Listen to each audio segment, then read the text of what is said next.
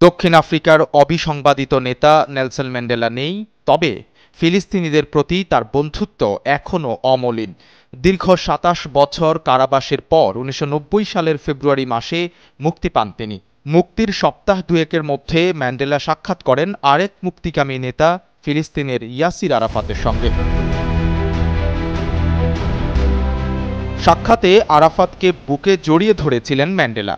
তিনি ফিলিস্তিনিদের মুক্তির আন্দোলনকে সমর্থন করতেন, যদিও এটা নিয়ে নানা বিতর্ক আর সমালোচনা ছিল, কিন্তু ম্যান্ডেলা কখনোই সেসবে কান দেননি।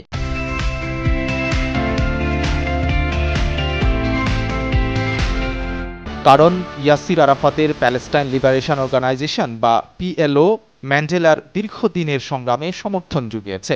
এজন্য ম্যান্ডেলা আরব ভূখণ্ডে ইসরায়েলি আগ্রাসনের ঘোর বিরোধী ছিলেন। এ বিষয়ে নেলসন ম্যান্ডেলার দল আফ্রিকান ন্যাশনাল কংগ্রেসের আন্তর্জাতিক সম্পর্ক বিষয়ক উপপ্রধান ওবেদ পাপেলা বলেন, নিজ ভূখণ্ডে এখনও পুরোপুরি স্বাধীনতা ভোগ করতে পারছে না ফিলিস্তিনিরা। তাদের ভূমি এখনও আগ্রাসী শক্তির দখলে। দক্ষিণ আফ্রিকা একসময় অনেকটা একই পরিস্থিতির মুখোমুখি হয়েছিল।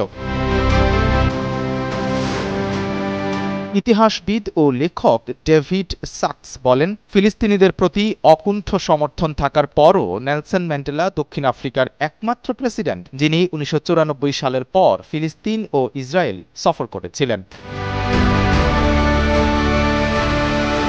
বর্তমান পরিস্থিতি নিয়ে দক্ষিণ আফ্রিকার খ্যাতিমান কবি ও লেখক লেবোগাং মাসাইলি বলেন, ফিলিস্তিনের প্রশ্নে নেলসন ম্যান্ডেলা কখনোই আপোষ করেননি, তাদেরও করা উচিত হবে না।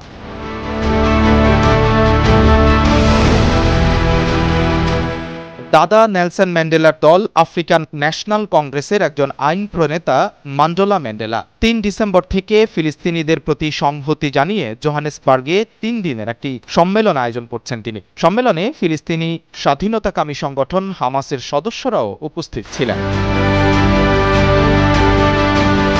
গত ৭ অক্টোবর ইসরায়েলের ভূখণ্ডে হামাসের হামলার মধ্য দিয়ে চলমান সংঘাতের সূচনা। হামলায় ১,২০০ ইসরায়েলি নিহত হয়েছেন। বন্দী করা হয় ২৪০ ইসরায়েলি সহ অন্যান্য দেশের নাগরিককে। এসব হিসাব ইসরায়েল সরকারের। ওই দিনই হামাসের নিয়ন্ত্রণে থাকা অবরুদ্ধ গাজা উপত্যকায় পাল্টা হামলা শুরু করে ইসরায়েলি বাহিনী। ১.৫ মাসের বেশি সময় ধরে চলা এই হামলায় স্কুল, কলেজ, মসজিদ, গির্জা, হাসপাতাল কিছুই বাদ যায়নি। হামলায় প্রাণ গেছে ১৬,০০০-এরও বেশি ফিলিস্তিনির, বেশিরভাগই নারী ও শিশু। গাজার ২৩ লাখ বাসিন্দার মধ্যে প্রায় ১৯ লাখ এখন বাস্তুচ্যুত।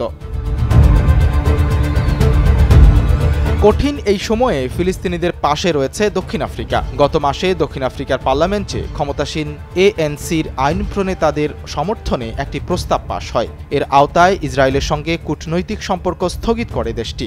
দক্ষিণ আফ্রিকা সাফ জানিয়ে দিয়েছে, গাজায় স্থায়ী যুদ্ধবিরতিতে রাজি না হওয়া পর্যন্ত ইসরায়েলের সঙ্গে সম্পর্ক স্থগিত রাখা হবে।